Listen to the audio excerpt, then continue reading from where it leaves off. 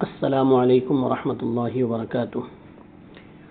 UGC net اور JRF کے کچھ اہم سوالات و جوابات اس پروگرام میں آپ سے حل کروایا جائے گا۔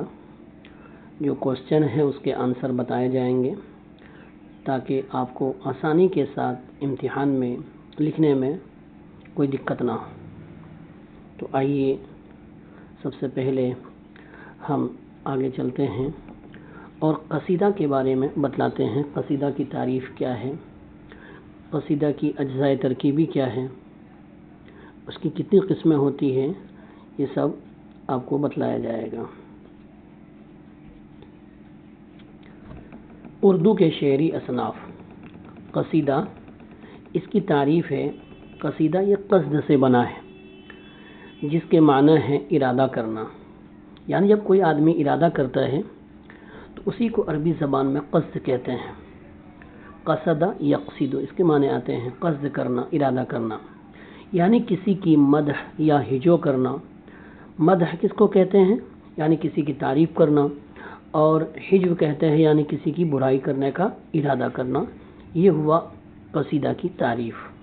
اب آگے دیکھتے ہیں قصیدہ کی اجزائے ترکیبی، یعنی کن کن چیزوں سے قصیدہ بنتا ہے۔ قصیدہ کے اجزائے ترکیبی۔ قصیدہ کے اجزائے ترکیبی 5 ہیں۔ نمبر 1 تشبیب، نمبر 2 گریز، نمبر 3 مدح یعنی تعریف کرنا کسی کی، اس کو کہتے ہیں مدح۔ نمبر 4 حسن طلب، یعنی جس کے سامنے جس کا قصیدہ پڑھا جا رہا ہے اس آدمی سے اس طریقے سے بات کرنا، طلب کرنا، اچھے انداز میں کچھ مانگنا، تعریف کرنے کے بعد اس سے کچھ مانگا جاتا ہے تو اس کو کہتے ہیں حسن طلب۔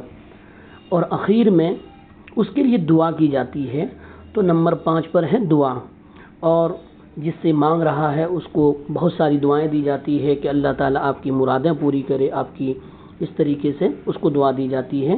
تو یہ 5ویں قسم ہوگی۔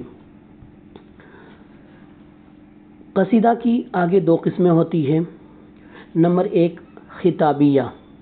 خطابیہ جس میں تشبیب اور گریز نہ ہو۔ خطابیہ کہتے ہیں کسی کو براہ راست جب بات کرنا شروع کرے تو ڈائریکٹ اس سے بات کرنے لگ جائے اور اس کی تعریف کرنی شروع کر دے، تاکہ وہ خوش ہو کر اس کی تعریف کے بدلے میں کچھ دے دے، اس کو کہتے ہیں خطابیہ۔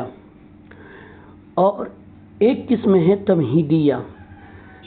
تمہیدیہ کہتے ہیں کہ شروع میں پہلے تشبیب بیان کیا جاتا ہے، یعنی بہت سارے شروع میں ہیڈنگ قائم کی جاتی ہے کہ آپ ایسے ہیں، اس طریقے سے ہیں، اس طریقے سے ہیں، بہت زیادہ اس کی تعریف میں پہلے تمہید باندھی جاتی ہے۔